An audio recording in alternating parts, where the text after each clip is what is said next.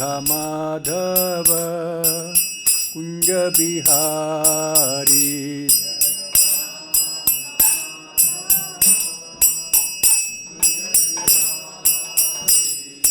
राधा माधव कुंज बिहारी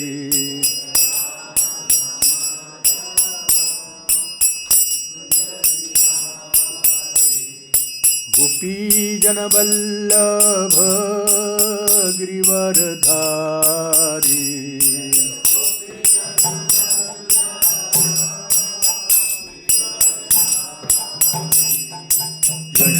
यशोदानंदन ब्रज जन रंजन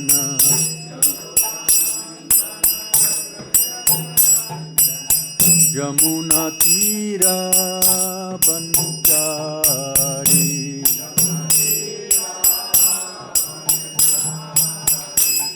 जय राधा माधव कुंज बिहारी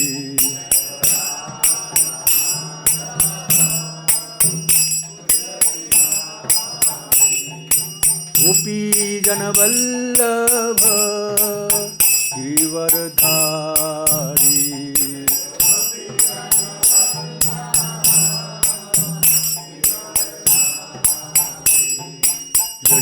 यशोदानंदन ब्रज जन रंजन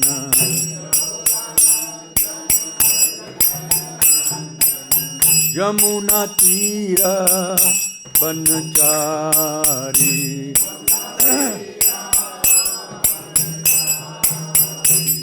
जय राधा माधव कुंज बिहारी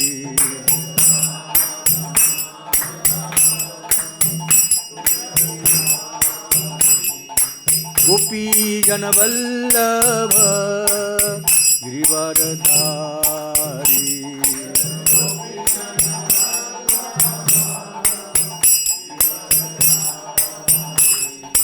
यशोदानंदन ब्रज जन रंजन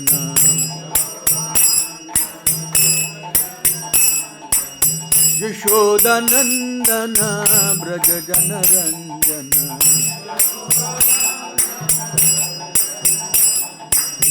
यमुना तीरा बनचारी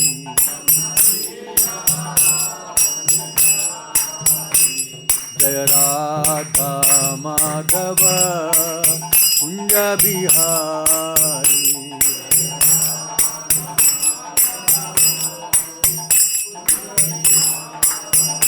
हरे कृष्णा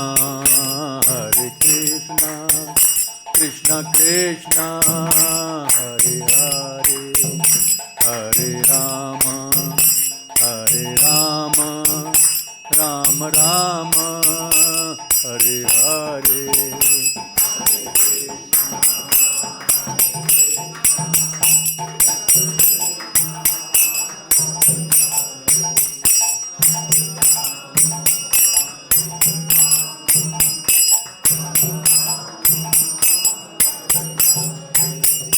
हरे कृष्णा कृष्ण कृष्ण हरे हरे हरे राम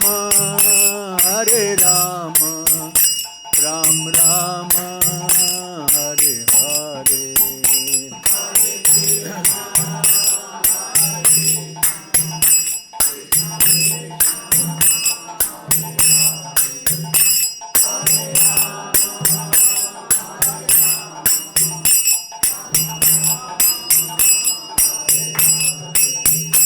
हरे कृष्णा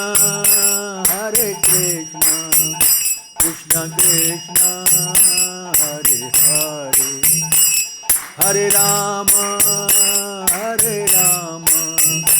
राम राम हरे हरे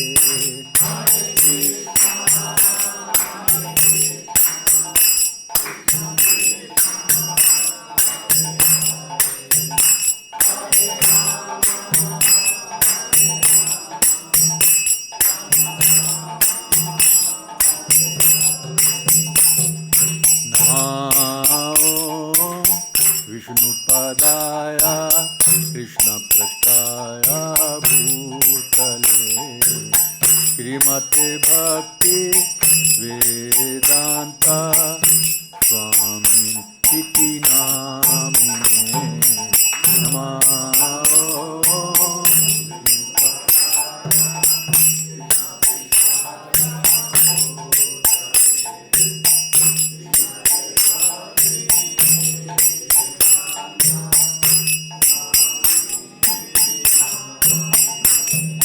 नमस्ते सरस्वती देवे गौरवाणी प्रचारिणे निरविशेष शून्यवादी पाश्चात्य देशतारिणे। प्रभुपाद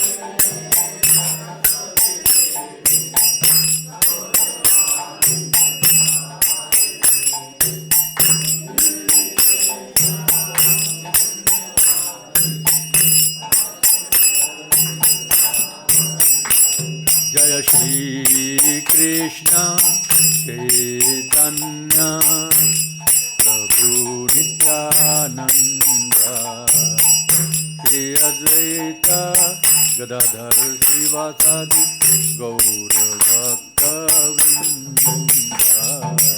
श्री कृष्ण चैतन्य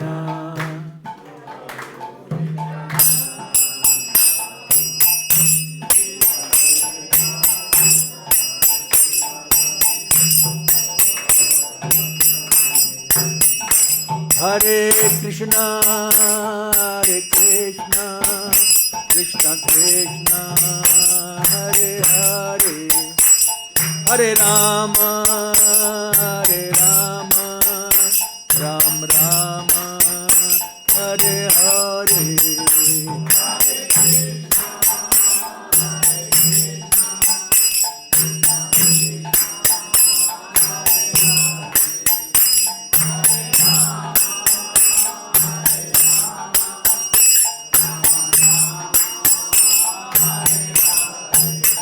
हरे कृष्णा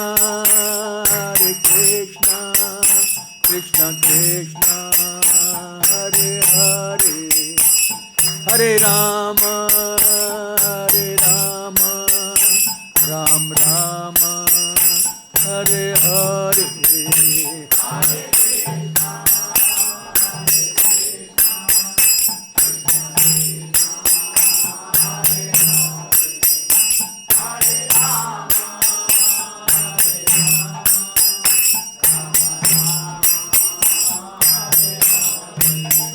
हरे कृष्ण कृष्ण कृष्ण हरे हरे हरे राम राम राम हरे हरे।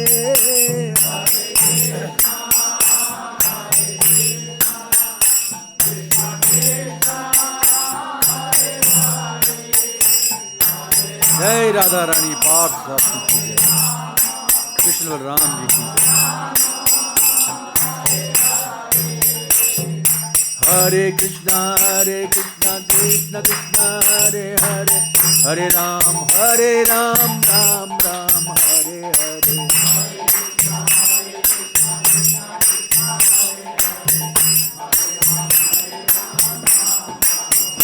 जय गौरानिताय जय गौरानिताय गौरानिताय जय गौरानिताय।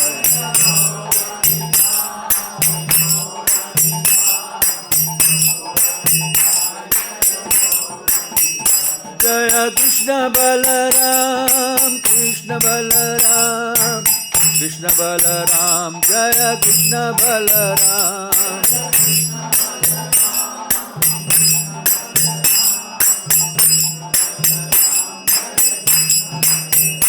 जय राधा श्याम सुंदर राधा श्याम सुंदर राधे।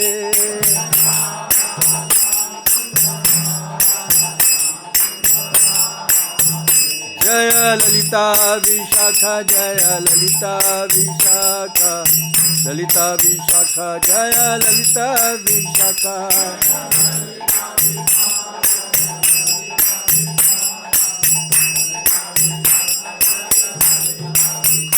जय जय प्रभुपाद प्रभुपाद प्रभुपाद जय प्रभुपाद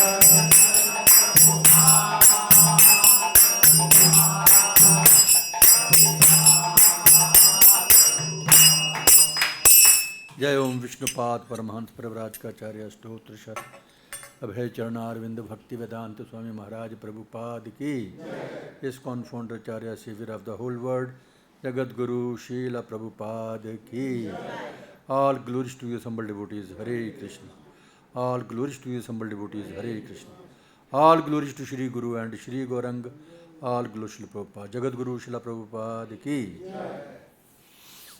हरे कृष्ण। हमारी जो हरे कृष्णा संस्था है international society for Krishna consciousness Krishna Bhavanamrita Sangh, इसके पीछे बहुत मेहनत है, प्रभुपाद जी का बहुत परिश्रम है, बहुत कष्ट सहे हैं प्रभुपाद जी ने। जैसे पहले ऊपर वाले पेज में आपने पढ़ा होगा पिछले हफ्ते कि न्यूयॉर्क में ठंड बहुत होती है और बर्फ़ पड़ती है और आमतौर पे ज़्यादातर घर लोगों के एयर कंडीशनड होते हैं, वहाँ पर गर्मी के लिए बंदोबस्त होता है। लेकिन प्रभुपाद जी यहाँ पर थे, किराए का घर था वो, तो वो नीचे ही थे, वो शायद स्टोर रहा होगा क्या था, तो वहाँ पर तो कोई ज़्यादा बंदोबस्त नहीं था, सिर्फ एक क्या बोलते हैं हीटर, वो शायद वो भी काम नहीं किया उस दिन। लाइट लूट सारी ख़त्म चली गई थी, आंधी तूफान और ये बर्फ़ पड़नी शुरू हो गई थी बहुत, इतनी मुश्किल प्रभुपाद जी ने रात गुजारी वहाँ पर। तो उसके आगे हम पढ़ेंगे अभी। श्रील प्रभुपाद लीलामृत, आपकी सहायता करना संभव नहीं होगा।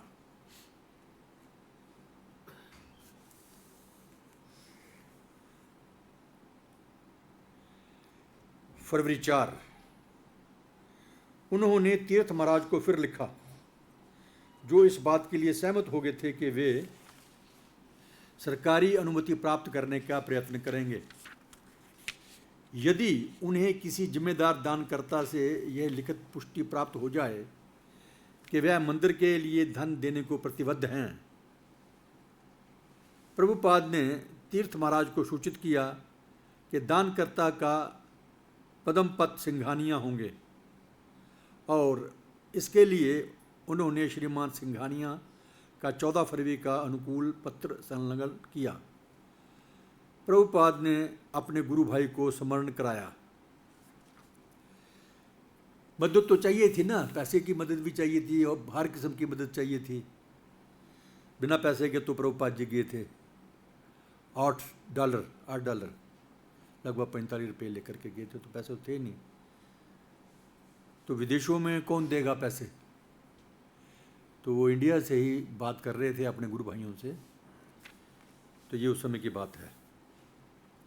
श्रील प्रभुपाद भक्ति सिद्धांत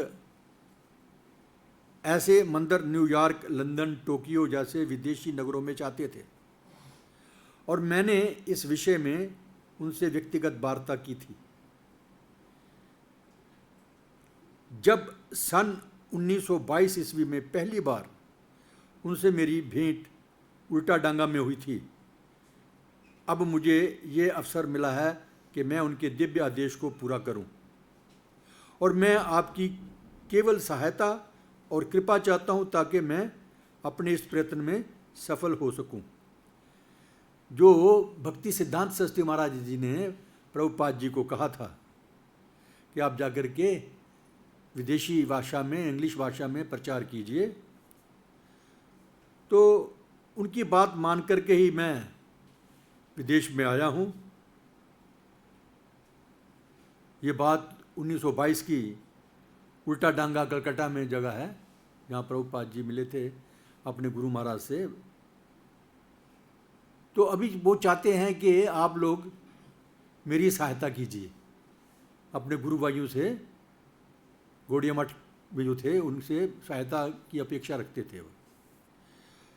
फरवरी 5, पदमपत सिंघानिया की सहायता के वचन को दृष्टि में रखकर प्रभुपाद ने जो योजनाएं बनाई थीं उनमें उन्हें निराशा हो गई। द्वारका वाला वे 72nd स्ट्रीट स्थित भवन के संबंध में असंतोष व्यक्त करते हुए लिखा, मुझे भय है कि मैं आपके सुझाव से सहमत नहीं हो सकता, क्योंकि आप एक छोटा सा मकान खरीद लें और उसके ऊपर कुछ और निर्माण करें। दुर्भाग्य है कि ऐसा प्रस्ताव मुझे अनुकूल नहीं लगता। मंदिर जरूर छोटा हो, किंतु उसका निर्माण समुचित ढंग से होना जरूरी है। मैं इस बात से बिल्कुल सहमत हूँ कि इस समय आप बहुत धन नहीं लगा सकते, लेकिन जितनी धनराशि के लिए सरकार की अनुमति प्राप्त हो सके उसके अंदर आपको चाहिए कि भारतीय मंदिरों की वास्तुकला के अनुरूप कुछ निर्माण करें, तभी हम अमेरिका के लोगों पर कुछ प्रभाव डाल सकेंगे। इस संबंध में मैं आपको केवल इतना लिख सकता हूँ कि आपने मुझे लिखने का कष्ट किया, इसके लिए मैं आपका बहुत आभारी हूँ। बोले एक तरफ से उन्होंने ना कर दी। किसी भी गुरु भाई की सहायता नहीं मिली प्रभुपाद जी को। अकेले दम तक कृष्ण भावना का प्रचार पूरी दुनिया में किया है, लेकिन प्रभुपाद जी को ये पक्का विश्वास था कि मैं कृष्ण का काम करने के लिए आया हूँ, सिर्फ समय की थोड़ी वेट है, प्रतीक्षा है। आने वाले समय में बहुत बड़े बड़े मंदिर बनने वाले हैं। प्रभुपाद जी बड़ी बड़ी बिल्डिंगों को देखते थे चलते चलते, ये यहाँ हमारा मंदिर होना चाहिए, यहाँ होना चाहिए, जगह देखते थे, अपने ख्यालों में सोचते थे, जो बाद में उनकी इच्छाएं पूरी हुई। जब हम भगवान के लिए कार्य करते हैं तो पैसे की कमी नहीं होती है। अगर हम सच्चे मन से भगवान का कार्य करते हैं तो पैसा रुकावट नहीं आता है।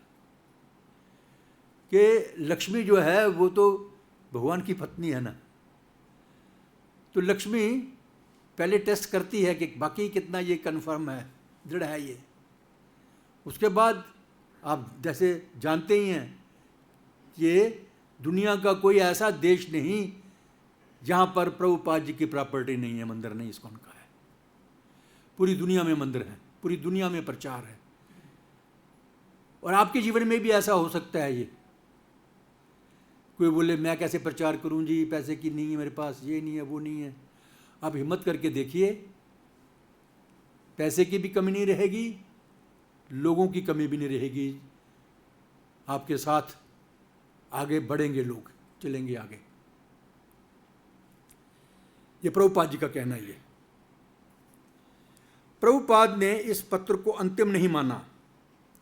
उन्होंने मन में आशा संजोए रखी कि यदि धनराशि के स्थानांतर की व्यवस्था हो जाए तो सारा पदमपत सिंघानिया अन्यस अनुदान देंगे।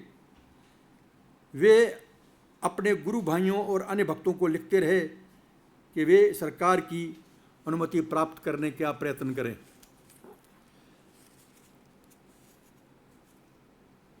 पैसा बाहर भेजने के लिए फाइनेंस मिनिस्ट्री से, एक्सटर्नल मिनिस्ट्री से, सारा होम मिनिस्ट्री से सबसे परमिशन लेनी पड़ती है।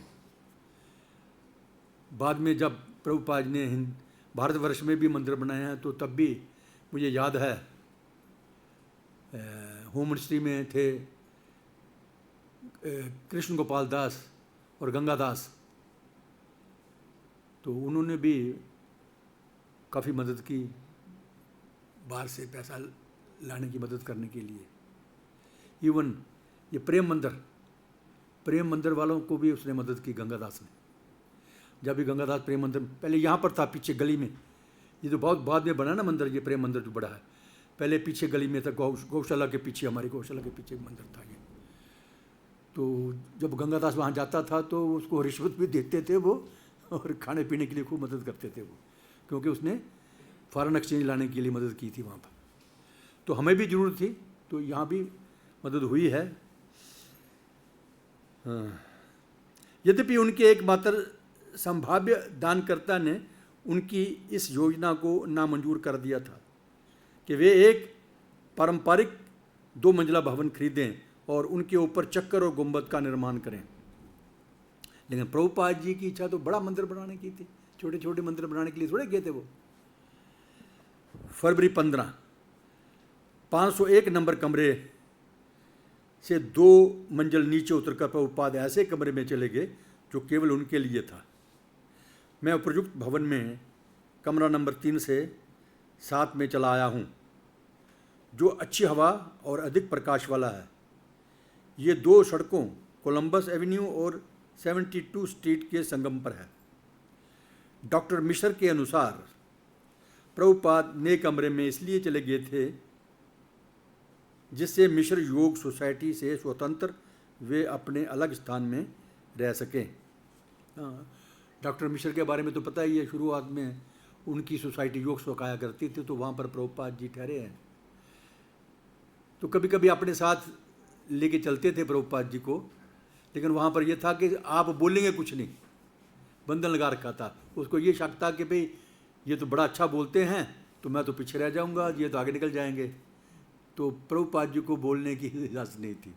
तो प्रभुपाद जी भी थोड़ा मुश्किल समझते थे वो भी अलग ही रहना चाह रहे थे बाद में। फरवरी 16, प्रभुपाद ने बम्बई के यूनिवर्सल बुक हाउस के मालिकों को बम्बई क्षेत्र में अपना श्रीमद् भागवत बेचने के लिए कुछ संकेत देते हुए पत्र लिखा। उन्होंने स्पष्ट किया कि वे एक राधा कृष्ण मंदिर स्थापित करने का प्रयत्न कर रहे थे और भारत के एक महान उद्योगपति ने उसका व्यय वहन करने का वादा किया है। चूंकि ऐसा लगने लगा था कि वे संयुक्त राज्य में बहुत दिनों तक और रहेंगे, इसलिए वे चाहते थे कि यूनिवर्सल बुक हाउस भारत भर में उनकी पुस्तकें बेचने की अतिरिक्त जिम्मेदारी स्वीकार करे। किसी ने किताबें नहीं बेची, हमारी किताबें भी प्रभुपाद जी ने खुद बेची और बाद में हमारे भक्त अभी बेच रहे हैं। अभी तो लाखों लाखों किताबें बिक जाती हैं। पहले शुरू में नहीं था ऐसा। वही याद था कि छोटी छोटी किताबें तो लोग लेते थे। दिल्ली में हम लोग एमपीओ के घरों में, बड़े बड़े लोगों के घरों में जाते थे। उस समय किताबें नहीं थी हमारे पास। ये बात है 72-3-4 की। हमारे पास केवल back to Godhead magazine होता था। वो back to Godhead magazine है, वो इतना मोटा होता था और कागज़ उसका बहुत बढ़िया था। जो आजकल मैगज़ीन आता है वो तो बिल्कुल पतला पतला रफ कागज़ है। बहुत बढ़िया कागज़ होता था उसका, फ़ोटो बहुत अच्छी होती थी उसमें। तो वो आते थे हमारे पास, तो फिर हम झोले में डाल करके, ऐसा था कि जो भी मंदिर में प्रसाद ले लिया जब, उसके बाद कोई मंदिर में नहीं रहेगा। थोड़े से लोग होते थे, अपना बैग डालो और मैगज़ीन भरो। और एक है ये कृष्ण, तो छोटी सी किताब है ना कृष्ण की, भगवान कृष्ण के बारे में है, क्या नाम उसका, नाम भूल रहा मुझे। वो किताब होती है, हाँ है नहीं, रसराज कृष्ण नहीं, एक छोटी सी किताब कृष्ण की वो थी। वो लेकर के, मुझे नाम नहीं याद आएगा फिर जब आओगे। वो अभी भी मिलती है, लेकिन बहुत कम मिलती है। और back to Godhead magazine ये लेकर के हम निकल जाते थे कनॉट प्लेस, एमपीओ के घरों में, मंत्रियों के घरों में, ऐसे करके। तो लोग आदर करते थे, लेते भी थे।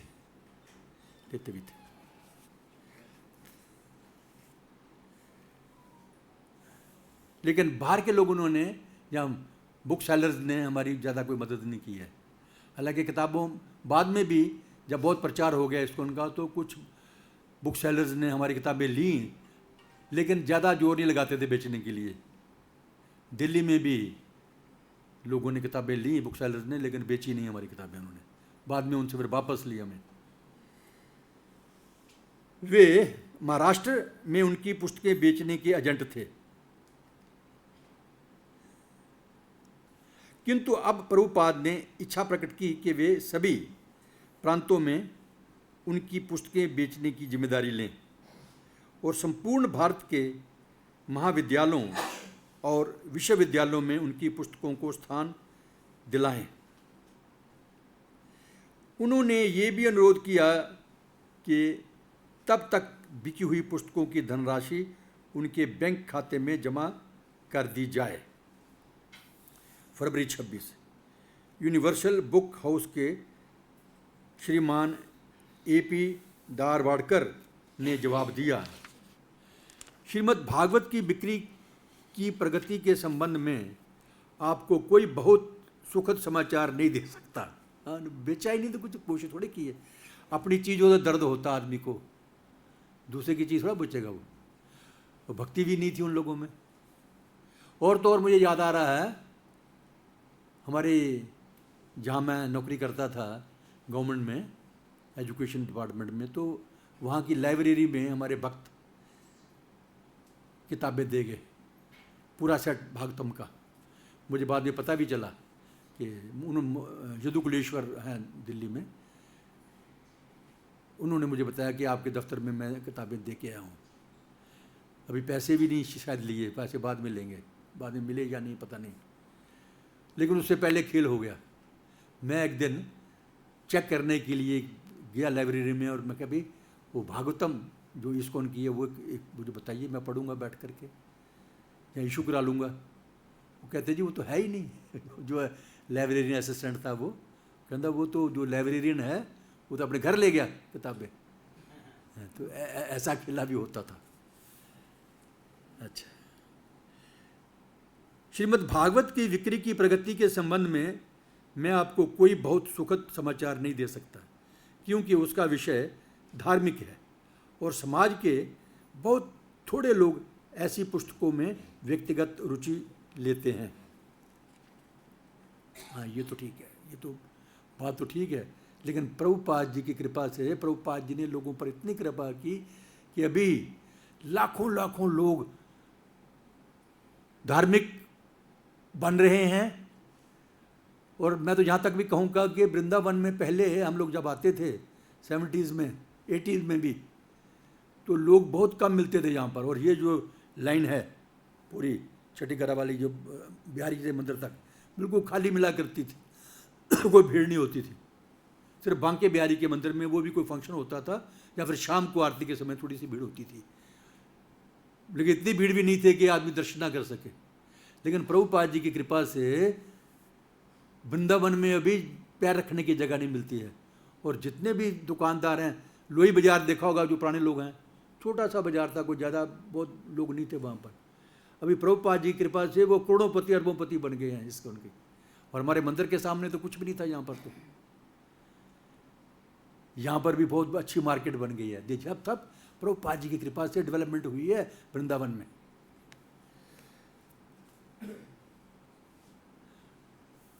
यूनिवर्सल बुक हाउस ने अभी तक उनकी पुस्तकों के केवल 6 सेट बेचे थे, जिनकी कीमत 172 रुपये वे उनके खाते में जमा करने वाले थे। लेखक के लिए ये कोई उत्साहवर्धक बात नहीं थी। फिर उनकी पुस्तकों में भारत में किसी को रुचि नहीं थी। धर्म में भी धार्मिक पुस्तकें केवल समाज के कुछ लोगों के लिए थी। भारतवर्ष में उस समय शुरू में तो हमारे पास भागवतम का पूरा सेट भी नहीं था। कुछ बैक टू गार्डन मैगजीन तो था ही। हाँ, और याद है किताब वो लीला पुरुषोत्तम श्री कृष्ण, जो मैं शुरू में बात कर रहा था ना, वो छोटी सी किताब है, वो 8-10 पेज की है वो। हाँ, तो पहले दिन यहाँ सवेरे तेजस दास जो प्रेसिडेंट थे हमारे दिल्ली मंदिर के, राधा पार्थसारथी मंदिर के सेंटर के, तो मेंबर बना के आते थे। फिर अगले दिन हमारे पास ना कोई कार थी ना कोई स्कूटर था। हाँ, मैंने एक साइकिल खरीदा था, एक हीरो साइकिल, 200 रुपये का शायद कि 190 रुपये का खरीदा था। उसके पीछे फट्टी बांध करके और पूरा सेट लाद करके रबड़ के साथ बांध करके फिर वो दे के आता था जिनको सवेरे या पहले दिन मेंबर बनाया है। मार्च 4 एक और प्रतिकूल बात हुई। 8 फरवरी को प्रभुपाद ने भारत की नई प्रधानमंत्री इंदिरा गांधी को लिखा था और भारत से धनराशि भेजने के लिए अनुमति दिलाने की प्रार्थना की थी। 25 फरवरी का लिखा हुआ दिल्ली से प्रधानमंत्री के सचिव श्रीमान LK झा की ओर से उत्तर मिला। प्रिय स्वामी जी, प्रधानमंत्री ने आपका 8 फरवरी 1966 का पत्र देखा है। वे आपके उस मनोभाव की सराहना करती हैं जिसने आपको श्रीमद् भगवत गीता और श्रीमद् भागवत के आध्यात्मिक संदेश को अन्य देशों में ले जाने के लिए प्रोत्साहित किया है। इस समय विदेशी मुद्रा की जिस भीषण स्थिति का देश को सामना करना पड़ रहा है, उसे देखते हुए हमें अत्यंत खेद है कि राधा कृष्ण मंदिर की स्थापना के आपके आयोजन में यहाँ से सहायता करना संभव नहीं है। गवर्नमेंट ने भी मना कर दिया। किंतु प्रभुपाद को अन्य आशाएं थीं। प्रधानमंत्री को लिखने के बाद उन्होंने तीर्थ महाराज को फिर लिखा। पहले चिट्ठी लिखी थी ना, तो तीर्थ महाराज ने तो मना कर दिया था। छोटा सा एक मंदिर बना लो, ऊपर गुंबद बना लो, एक कमरे वाला। लेकिन उन्होंने फिर भी चिट्ठी लिखी तीर्थ महाराज को दोबारा से। लिखा था कि वे डॉक्टर राधा कृष्ण से प्रार्थना करें कि धन राशि के स्थानांतर की अनुमति देने के लिए वे सरकार को राजी करें। तो आपको पता ही है, जो भक्त है वो तो मदद करेगा, कोशिश करेगा, आउट ऑफ द वे भी कभी कभी मदद करते हैं।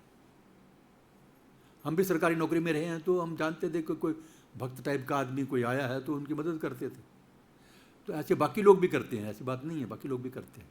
लेकिन जहाँ तक डॉक्टर राधा कृष्ण की बात है, उन्होंने तो भगवत गीता का भी अर्थ का अनर्थ किया हुआ है। आपने किसी जगह पढ़ा होगा, वो तो भगवान को मानते ही नहीं। लिखने के लिए तो बहुत फिलासफर थे, बहुत बड़े पढ़े लिखे थे। हिंदू भारतवर्ष के सबसे पढ़े लिखे व्यक्ति थे, राष्ट्रपति थे। लेकिन जो कमेंट्री लिखी है वो ठीक नहीं है।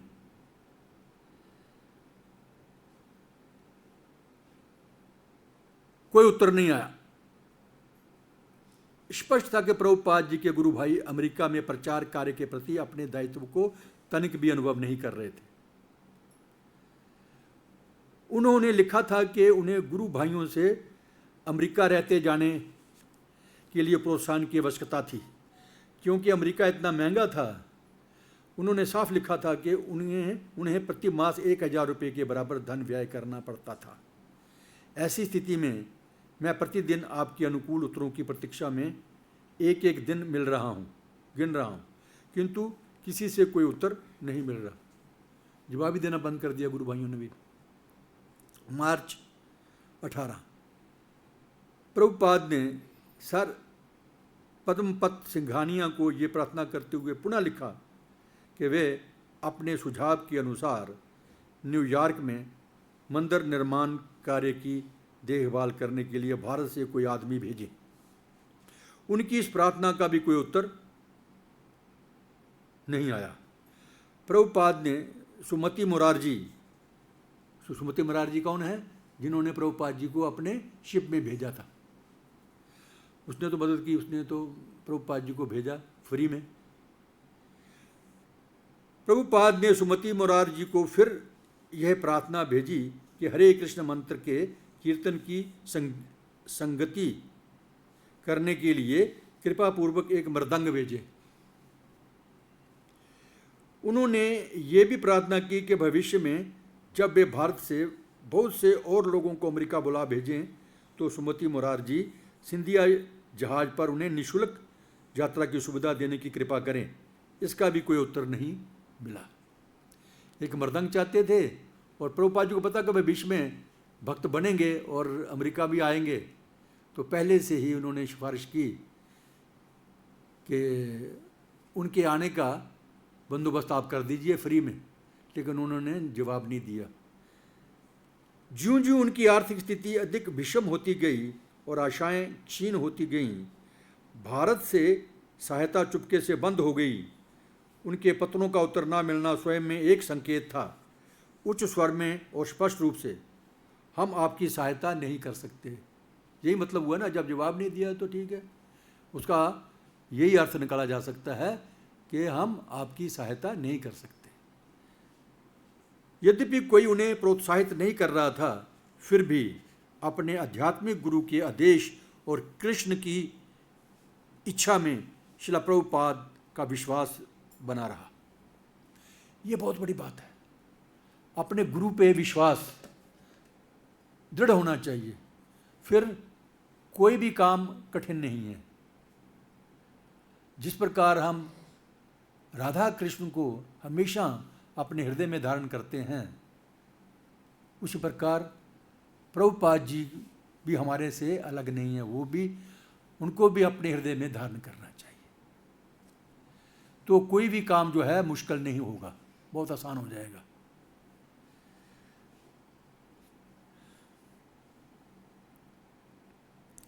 यद्यपि कोई उन्हें प्रोत्साहित नहीं कर रहा था, फिर भी अपने आध्यात्मिक गुरु के आदेश और कृष्ण की इच्छा में श्रील प्रभुपाद का विश्वास बना रहा।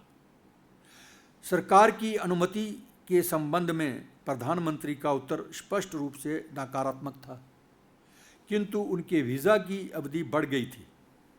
अब उनकी अंतिम आशा सर पदमपत सिंघानिया पर टिकी थी।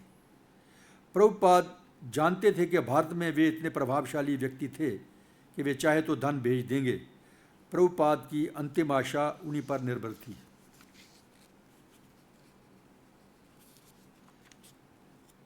अप्रैल 2, श्रीमान संघानिया ने स्वयं उत्तर नहीं लिखा। उनके सचिव श्रीमान ईश्वर अय्यर ने प्रभुपाद को लिखा और न्यूयॉर्क में इमारत खरीदने की उनकी अंतिम आशा को एकदम ध्वस्त करते हुए निरुत्साहित कर दिया। बिल्कुल ही मना कर दिया उसने, मतलब उत्साह भी खत्म कर दिया उनका। वो क्या लिखते हैं, मुझे ये लिखते हुए खेद है कि सर पदमपत जी को न्यूयॉर्क में राधा कृष्ण का मंदिर निर्माण करने की योजना में इस समय कोई रुचि नहीं है। आपके पत्र के अंतिम अनुच्छेद में पूछे गए प्रश्न के उत्तर में निवेदन है कि सर पदमपत को आपकी पुस्तक श्रीमद् भागवत की प्रतियां आपके दिल्ली कार्यालय से प्राप्त हो गई हैं।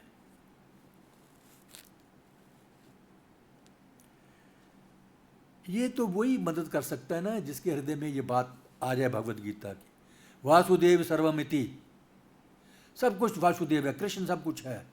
तो ये सबके बहु नाम जन्म नाम, कई जन्मों के बाद ये बात आती है। बड़ा पैसे वाला बन जाना, बड़ा सेठ बन जाना, बड़ा मिनिस्टर बन जाना, प्रधानमंत्री राष्ट्रपति बन जाना, ये कोई बड़ी बात नहीं है। लेकिन भक्त बनना जो है, कृष्ण भक्त बनना बहुत बड़ी बात है। ये कोई सोचे कि मैं इसी जन्म में भक्त बन गया हूँ, नहीं, कई जन्मों में प्रयास किया है। भगवत गीता कहती है ना, बहु नाम जन्म नाम मानते ज्ञानवान वासुदेव सर्वमिति सा महात्मा सुतुल। बड़ा मुश्किल है। तो आप लोग जितने भी कृष्ण भक्ति कर रहे हैं, चाहे वो इस्कन में है चाहे इस्कन से बाहर हैं, कई जन्मों तक कृष्ण भक्ति पहले की हुई है, तभी इस जन्म में कृष्ण भक्ति में हम लोग लगे हुए हैं। तो जो कृष्ण भक्ति में लगे नहीं किसी जन्म में भी, तो वो मदद कैसे करेंगे, नहीं कर सकते। दूर से देखने पर हम श्रील प्रभुपाद की केवल बाह्य आकृति देखते हैं। मैनहट्टन की सड़कों और एवेन्यू में चक्कर लगाती हुई बहुत सी अन्य आकृतियों के बीच एक लघु आकृति, एक विदेशी जिसका वीज़ा अपनी अवधि लगभग पूरा कर चुका है। वे दिन उनके लिए सचमुच संघर्ष और बहुत कठिन के दिन थे। कहते हैं मैनहट्टन में ना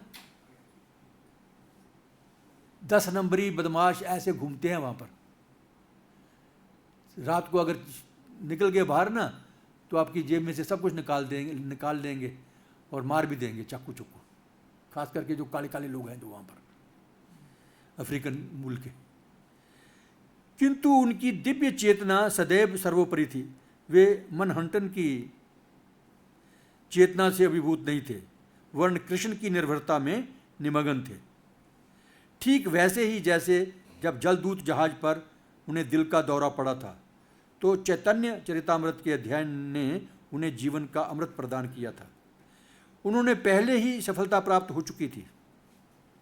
वे न्यूयॉर्क में राधा कृष्ण के लिए मंदिर की व्यवस्था निश्चित रूप से कर देना चाहते थे,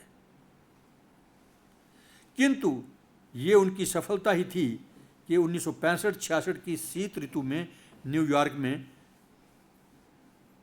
भी वे कृष्ण का स्मरण कर रहे थे। संसार उन्हें मान्यता दे चाहे ना दे, ऐसा कोई दिन ना बीतता जब वे कृष्ण ग्रंथ श्रीमद् भागवत पर कार्य ना करते हों। हमेशा मैंने खुद देखा प्रभुपाद जी को, हम लोग तो सो जाते थे, कभी कभी रात को हम 1:30, 2, 2:30 बजे कभी कभी वैसे नींद खुली देखते थे तो प्रभुपाद जी जोर जोर से बोल रहे हैं डक्टाफोन पर, या फिर बरांडा था लाजपत नगर में, वहाँ पर माला जाप कर रहे हैं। जब थक जाते होंगे तो फिर माला जाप करने शुरू कर देते, बाद में फिर बोलना शुरू कर देते थे, डक्टाफोन में रिकॉर्ड हो जाता था और उसके बाद फिर सेक्रेटरी उसको टाइप करता था। ये प्रभुपाद सोते हुए हमने देखा ही नहीं प्रभुपाद जी को, बड़े कम। दोपहर को आधा घंटा शायद सोते थे और रात को भी आधा 1.5 घंटा 2 घंटे से ज़्यादा नहीं कभी सोते, मैंने तो सोते देखा नहीं।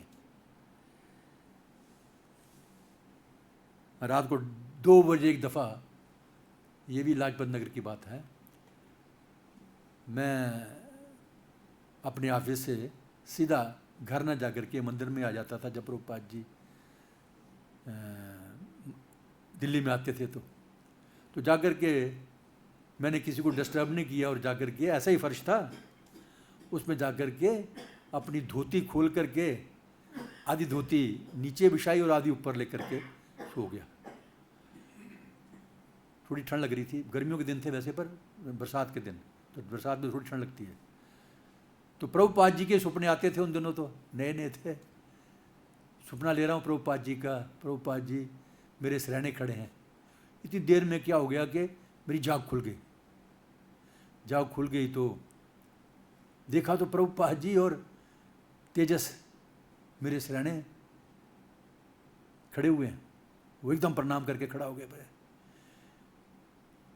आपने नीचे क्यों नहीं बिछाया? आपको नीचे कुछ दरी दूरी बिछानी थी, कुछ करना था, ऊपर चादर नहीं, कुछ नहीं।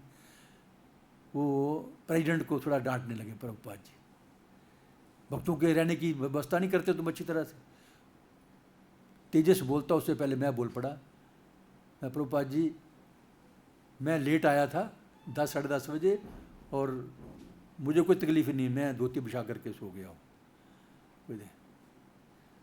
तो प्रभुपाद जी कुछ ना कुछ करते रहते थे, भक्तों की देखभाल करना, किताबें लिखना, माला जाप करना, सब कार्य करते थे।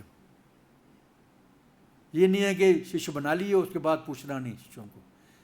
शिष्यों को भी बड़ी चिंता रहती थी उनके, कोई भक्ति कर रहे हैं, ठीक कर रहे नहीं कर रहे, पढ़ते हैं कि नहीं पढ़ते, मंगल आरती आते हैं कि नहीं आते, ये सब बातों को ध्यान रखते थे। कोई तकलीफ तो नहीं है इनको रहने खाने की। बिल्कुल जैसे पिता अपने बच्चों का ध्यान रखता है, प्रभुपाद जी ने बिल्कुल अपने शिष्यों का ध्यान अपने बच्चों की तरह रखा। बच्चे ही हैं हम लोग, प्रभुपाद जी के बच्चे ही हैं।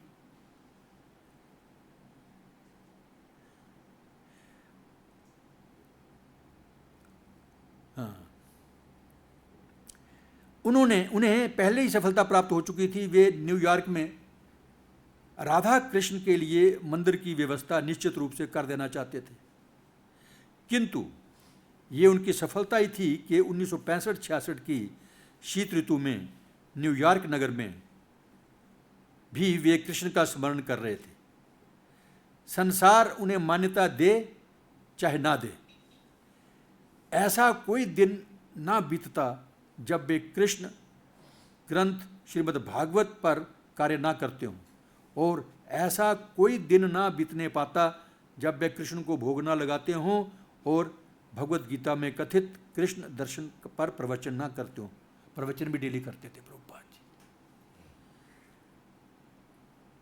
भगवान कृष्ण भगवत गीता में कहते हैं, जो मनुष्य सर्वत्र मुझे देखता है और सभी वस्तुओं में मुझ में देखता है, उसके लिए मैं कभी भी तिरोहित नहीं होता हूं और ना वह मेरे लिए होता है।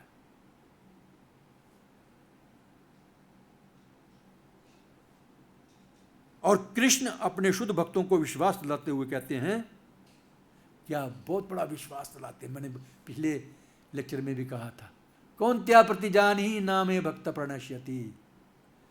किसी भी हालत में भगवान कृष्ण की जो भक्ति करना शुरू कर देता है ना, उसकी भक्ति कभी नष्ट नहीं होती है। जो एक दफ़ा शुरू कर दी है वो बढ़ती जाएगी, दिन प्रतिदिन बढ़ती जाएगी। कृष्ण भक्त का कोई बाल भी बांका नहीं कर पाएगा, ये भगवान ने वादा किया है। और ढिंडोरा पीटने के लिए किसको बोला है? अपने भगवान तो कभी कभी चालाकी कर जाते हैं, कोई बात कह दी तो उसको पलट भी देते हैं कभी कभी। लेकिन जब भगवान के भक्त कह देते हैं कि भगवान ने ऐसा कहा है, मेरे भक्तों का नाश नहीं होता है, कभी नाश नहीं होगा, तो वो भगवान को वो बात माननी ही पड़ेगी। तो इसलिए वो कहते हैं, मैं नहीं कर रहा हूं, ढिंडोरा पीट रहा हूं, तुम कह दो, कौन्त्या प्रतिजानी नाम है भक्ता पढ़ने से। हे कुंती पुत्र अर्जुन, डुगडुगी ले करके ढिंडोरा पीट दो कि मेरे भक्तों का नाश नहीं होता है। यही वादा प्रभुपाद जी ने भी किया हुआ है। आप बहुत लकी हैं, भाग्यशाली हैं जो कृष्ण भावनामृत में हैं। बाकी भी होंगे जो अपने अपनी अलग अलग संस्था में हैं, उनकी मैं बात नहीं करता, वो भी अपनी अपनी जगह पर होंगे। लेकिन प्रभुपाद जी को तो हमने सुना है ना ये शब्द कहते हुए, किताबों में भी कहीं जगह पढ़ा होगा आपने, और प्रभुपाद जी के मुख से भी मैंने सुना हुआ है ये कि आप मेरी धोती पकड़ लीजिए, मतलब मेरी बातों जैसे मैं कहता हूँ शिक्षाओं को मानिए, मैं आपको भगवत धाम लेके जाऊंगा। प्रभुपाद जी का बात है। और जब जहाँ तक एक भी मेरा शिष्य इस भौतिक जगत में रह जाता है तो उनको मैं दोबारा से क्लेम करने के लिए, दोबारा से लेने के लिए दोबारा से आऊँगा। तो ये वादा प्रभुपाद जी का भगवान निभाएंगे, पूरा करेंगे। इसलिए मैं बार बार कहता हूँ कि हमारे इस्कॉन में जितने भी भक्त हैं, चाहे वो आज आए हैं, चाहे वह 50 साल पहले के आए हुए हैं, बहुत ही भाग्यशाली हैं, क्योंकि उनका भगवत धाम जाना निश्चित है। अगर वो 4 नियमों का पालन करते रहते हैं तब। अगर नियम तोड़ देंगे फिर प्रभुपाद जी जिम्मेदार नहीं है। गुरु जिम्मेदार तब तक है जब तक आप गुरु का कहना मानते हैं, जो गुरु ने कहा है आपको वैसा करते हैं। और यदि आप छोड़ देंगे फिर गुरु जिम्मेदार नहीं है। और जब आप पालन करेंगे तो प्रभुपाद जी जिम्मेदार हैं, मैं आपको लेके जाऊंगा। यहां तक भी कहा प्रभुपाद जी ने, अगर आप भक्ति भी थोड़ी कम रह जाती है तो मैं आपको रियाती पास करा दूंगा। जैसे पहले जमाने में रियाती पास होते थे, ग्रेस मार्क्स दे करके। नंबर कम हो गए ना, 5 नंबर कम हो गए, 10 नंबर कम हो गए, तो चलो जी इसको 10 नंबर दे दो, रियाती पास करो। पंजाब में होता था ये, दिल्ली का मुझे पता नहीं है, वृंदावन का पता नहीं, जहाँ भी होता होगा ग्रेस मार्क्स करते, सब जगह होता है। हाँ, तो ग्रेस मार्क्स के पास तो प्रभुपाद जी कहते थे कि मैं आपको ग्रेस मार्क्स दिला दूंगा। 100%, वैसे तो 100% नंबर लेना जरूरी है, प्रभुपाद जी ने ये भी कहा है उसके आगे, 100% नंबर लेना जरूरी है। लेकिन मान लिया आपके 100% नहीं है तो मैं कहूँगा भाई ये मेरा आदमी है, इसको जाने दो अंडर द टेबल। तो इस बातों पे हमें बड़ा पूरा विश्वास होना चाहिए अपने गुरु की बात के ऊपर। उन्होंने ये हमारे साथ वायदा किया है, तो हमें अपने तन मन से भक्ति करनी है। और इसी जन्म में दोबारा चांस नहीं लगाना, सेकंड चांस नहीं चाहिए हमें। कोई बोलेगा नहीं कोई बात नहीं, इस दफ़ा भक्ति नहीं पूरी करेंगे तो अगला चांस मिल जाएगा, वो ठीक है, वो मिलेगा। भगवान ने वायदा किया, वो भी किया हुआ है कि अगर भक्ति पूरी नहीं होती है तो अगले जन्म में आपको किसी श्रीमान के घर में, ब्राह्मण के घर में, भक्त के घर में पैदा कर दूंगा। लेकिन जरूरी नहीं है वहाँ पर फिर वो ब्राह्मण ऐसा ही मिल जाए, कोई भक्त नहीं कर रही है, कोई कुछ हो सकता है ना, चांस गड़बड़ी कुछ भी हो सकती है। जब तक के मुंह में चला न जाए दूध या पानी, तब तक कुछ भी हो सकता है बीच में। इसलिए वो चांस नहीं, सेकंड चांस नहीं लेना। जो करना सो अब कर ले, जो आज करना सो अब कर ले, इसलिए सेकंड चांस नहीं लेना है। इसी जन्म में हमें इतनी भक्ति करनी है, इतना महामंत्र का जप करना है प्रभुपाद जी के ऊपर निर्भर रह करके, ताकि दोबारा से हमें जन्म मिले ही ना, भगवत धाम जाने के अधिकारी बन जाएं। तो भगवान कृष्ण भगवद गीता में कहते हैं, जो मनुष्य सर्वत्र मुझे देखता है और सभी वस्तुओं को मुझ में देखता है, उसके लिए मैं कभी तुरोहित नहीं होता और ना ही वह मेरे लिए होता है। और कृष्ण अपने शुद्ध भक्तों को विश्वास दिलाते हुए कहते हैं, मेरा भक्त कभी नष्ट नहीं होता है। प्रभुपाद को इस विषय में कभी भी कोई संदेह नहीं रहा। प्रश्न केवल ये था कि अमेरिका के लोग अपने बीच ऐसे शुद्ध भक्त को पहचान सकेंगे या नहीं। इस संबंध में तो ऐसा ही लग रहा था कि कोई भी उन्हें गंभीरतापूर्वक नहीं लेगा। देखिए, जब कोई भक्त भगवान को याद करता है तो भगवान भी उतना ही याद करते हैं, कम नहीं है। ये रेसिप्रोकल है, आदान प्रदान होता है। जितना याद आप करोगे उतना ही याद भगवान भी करते हैं। जैसे हमारे पास प्रैक्टिकल उदाहरण है, माता पिता जितना अपने बच्चे को याद करते हैं तो बच्चा भी याद करता है ना, खास करके जो छोटा होता है तो 5-7 साल का। बड़ा हो जाता है फिर तो आवारा हो जाता है, वो तो अपनी मर्जी, इंडिपेंडेंट हो जाता है। लेकिन उसके पहले वो माँ बाप को हमेशा याद करता रहता है, डिपेंडेंट रहता है। खास करके जब छोटा बिल्कुल छोटा बच्चा होता है, 1 साल 1.5 साल 2 साल का, माँ खिलाएगी तो वो खाएगा, माँ पिलाएगी तो पिलाएगा, पिएगा वो, सुलाएगी तो सोएगा वो। तो बिल्कुल अगर हम इसी प्रकार भगवान के ऊपर पूरी तरह डिपेंडेंट हो जाते हैं तो भगवान हमेशा ही हमारी सहायता करेंगे, हमारी रक्षा करेंगे। किसी चीज़ की कोई हमें परवाह करने की जरूरत नहीं है। प्रकरण 16, धर्मोपदेश के लिए स्वतंत्र। श्रील प्रभुपाद के एक व्याख्यान से, प्रभुपाद ने कोई एक भाषण दिया है, उसमें से ये थोड़ा सा लिखा है। प्रभुपाद जी कहते हैं, मैं अब यहाँ संसार के सबसे बड़े नगर न्यूयॉर्क में बैठा हूँ। ये नगर कितना वैभवशाली है, किंतु मेरा हृदय निरंतर उस वृंदावन के लिए लालायित रहता है। मुझे अपने वृंदावन, उस पवित्र स्थान को लौट जाने में बहुत प्रसन्नता होगी। किंतु तुम यहाँ क्यों आए हो? ये खुद ही प्रश्न कर रहे हैं प्रभुपाद जी, फिर अपने आप ही उत्तर दे रहे हैं, क्योंकि ये मेरा कर्तव्य है। केवल प्रभुपाद जी का नहीं, सारे भारतीयों का कर्तव्य है कि सारी पृथ्वी के ऊपर कृष्ण नाम का प्रचार करना। ये चैतन्य महाप्रभु जी ने आज्ञा दी हुई है कि पृथ्वी के ऊपर गांव-गांव में जाकर के भगवान के नाम का प्रचार करो। तो ये सबका कर्तव्य है, सिर्फ प्रभुपाद जी का कर्तव्य नहीं है, सबका कर्तव्य है।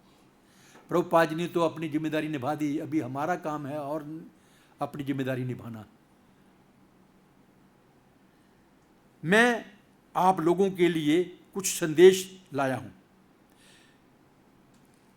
क्योंकि मेरे वरिष्ठ, मेरे आध्यात्मिक गुरु ने मुझे ये आदेश दिया है, तुमने जो कुछ सीखा है उसको लेकर पश्चिम के देशों में जाओ और उस ज्ञान को वहाँ पर वितरित करो। इसलिए सारी कठिनाइयों और सारी असुविधाओं के होते हुए भी मैं यहाँ हूँ, क्योंकि मैं अपने कर्तव्य से बंधा हुआ हूँ। श्रील प्रभुपाद के एक व्याख्यान से। कमरा नंबर 307 ना तो आवास के लिए बना था, ना आश्रम के लिए।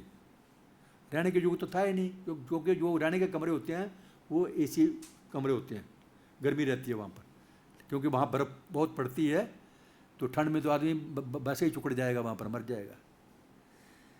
तो प्रभुपाद जी तो ऐसे कमरे में रह रहे थे जहाँ कोई बंदोबस्त नहीं था। व्याख्यान कक्ष के लिए भी नहीं था। ये एक छोटा सा संकरा सा कार्यालय था, जिसमें ना कोई फर्नीचर था, ना टेलीफोन।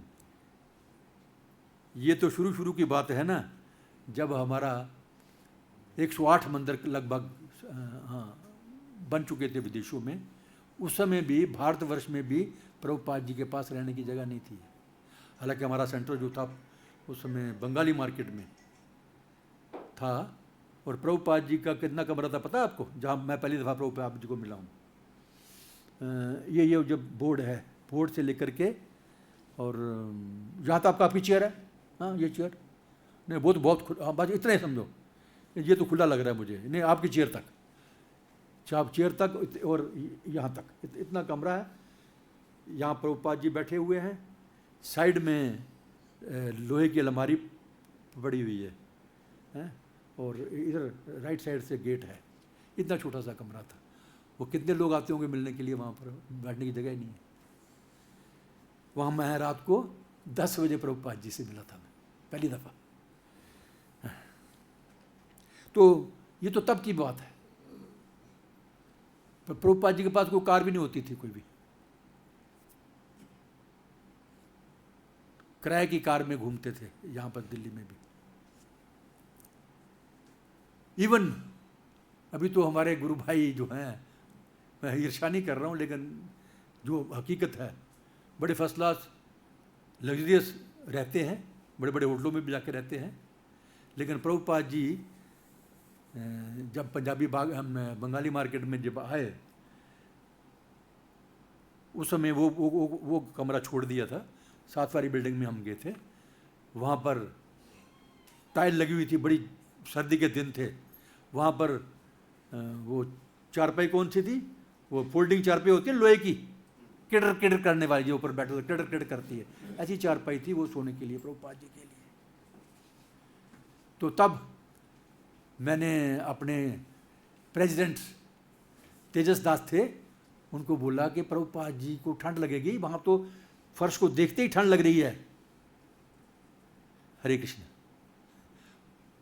फर्श को देखते ही ठंड लग रही है, तो प्रभुपाद जी तो बुजुर्ग हैं, उम्र में बड़े हैं, तो कितनी ठंड लगेगी। और वहाँ पर फोल्डिंग चारपाई जो क्रिडर क्रिडर करने वाली है, इस चारपाई के ऊपर प्रभुपाद जी को सोने का दिया। बाद में फिर मेरे कहने से हीटर बाहर से मंगाया, बाजार से हीटर लगा करके वहाँ पर लगाया, और जो ऊपर कंबल लेने वाला था वो भी ज़्यादा मोटा नहीं था। तो ऐसी स्थितियों में प्रभुपाद जी ने तपस्या की है, किसके लिए? हम लोगों के लिए। चाहे भारतवर्ष में हो चाहे विदेशों में हो, कितनी तपस्या प्रभुपाद ने की है, उसका फल हम अभी भुगत रहे हैं, खा रहे हैं, उसका फल खा रहे हैं हम लोग। अगर इसका फायदा नहीं उठाते तो हमसे बड़ा मूर्ख कोई नहीं है। प्रभुपाद ने इतनी सहूलत दे दी हमें भक्ति करने के लिए, कोई किसी चीज़ की कमी नहीं है, तो उसका हमें लाभ उठाना है। कमरा नंबर 307 ना तो आवास के लिए बना था, ना आश्रम के लिए, और ना व्याख्यान कक्ष के लिए। यह एक छोटा सा संकरा सा कार्यालय था, जिसमें ना कोई फर्नीचर था, ना टेलीफोन। इसके दरवाजे में पुराने कार्यालयों जैसा अपारदर्शी तुषाराच्छन कांच फलक लगा था। दरवाजे के ऊपर शीशे के फलक वाली मध्य पट्टी थी।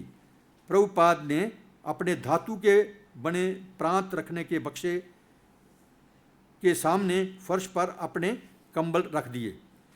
बक्सा अब एक काम चलाऊ डेस्क बन गया था। डेस्क तो नहीं है, बक्से को ही डेस्क बना लेते थे प्रभुपाद जी। यहाँ बैठकर वो लिखते थे, वे फर्श पर ही सो जाते थे। कमरे में ना भोजन बनाने की सुविधाएं थी, ना स्नान करने की, इसलिए उन्हें प्रतिदिन डॉक्टर मिश्र के कमरे तक जाना पड़ता था। जो बंगाली मार्केट में जो प्रभुपाद जी थे, छोटा सा कमरा था, तो वहाँ पर एक ही टॉयलेट था वहाँ पर। तो जितने भी भक्त हम लोग थे वहाँ पर, ज़्यादा नहीं थे, 8-10 विदेशी भक्त और इंडियन तो मैं एक ही था, दूसरे थे वो तो नहीं आते थे। तो वहाँ पर सवेरे पहले प्रभुपाद जी को जाने देते थे, उसके बाद हम लोग जाएंगे। एक ही टॉयलेट में सारा मंदिर के भक्त गुजारा करते थे। इतनी गंभीर परिस्थितियों में प्रभुपाद जी ने इसको उनका प्रचार किया है, आप सोच भी नहीं सकते हैं। जब वे डॉक्टर मिश्र के योग आश्रम में कमरा नंबर 501 में रहते थे, तब डॉक्टर मिश्र उनकी आवश्यकताएं पूरी करते थे। किंतु अब प्रभुपाद आत्मनिर्भर थे और अपनी पुस्तकें बेचकर जो धन कमाते थे, उसी से उन्हें अपना प्रतिदिन का खर्च चलाना पड़ता था। $72 प्रति मास की दर से किराया चुकाना होता था। उन्होंने देखा कि थोड़ी सी पीसी लाल मिर्च के लिए वेस्ट एंड सुपरेट उनसे 25 सेंट लेता था। भारत में उन्हें जो मूल्य देना पड़ता, उससे ये 10 गुना था। उनकी कोई सुनिश्चित आय नहीं थी, उनका खर्च बढ़ गया था और उनकी शारीरिक सुविधाएं कम हो गई थीं, किंतु उनके पास अब अपना स्थान था। अब वे चाहे जैसा प्रचार कार्य करने के लिए स्वतंत्र थे। श्रील प्रभुपाद की। हाँ, ये तो बात है, महंगाई तो खैर होती है, लेकिन हमारे इस्कॉन के भक्तों को, विदेशों का तो मुझे पता नहीं, मैं गया नहीं, लेकिन इंडिया में भी खूब लूटते थे। जब हम बंगाली मार्केट में सब्जी लेने के लिए, मुझे शुरू में तेजस ने भेजा, जो सब्जी 1 रुपये किलो आती है, वो मुझे 25 रुपये 50 रुपये किलो दे रहा था, मतलब कई गुना ज़्यादा। फिर मैंने उसको बोला कि मैं यहाँ से ना फूल लूँगा, ना मैं यहाँ से सब्जी लूँगा। और उल्टा फिर प्रभुपाद जी को भी उल्टा सीधा कहने लगा कुछ, वो तो ब्राह्मण नहीं है, ये है। मैंने उसकी फिर बकवास सुनी नहीं, मैं तेरे पास मैंने आना ही नहीं है। तो लूटते तो थे ये लोग, ज़्यादा पैसे लेते थे। ठीक है, हरे कृष्ण। जगत गुरु श्रील प्रभुपाद की जय।